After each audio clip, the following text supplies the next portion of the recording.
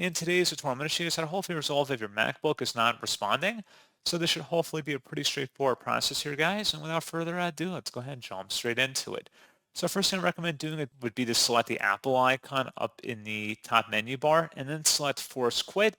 That should hopefully close out of any open programs that are on your device. You can also tap the Command, Option, and Escape key as well. You may also need to, if you're unable to do all those items, you may need to force a restart by holding the power button for about 10 seconds until the screen goes black, and then wait a few additional seconds to power it back up. That'll basically do a hard shutdown, basically. And then you may also need to just go ahead and see if there's any programs that are causing the problem on your device. If it's a particularly problematic application, maybe just uninstalling it or using an alternative could be the option, or selecting a different version of the file.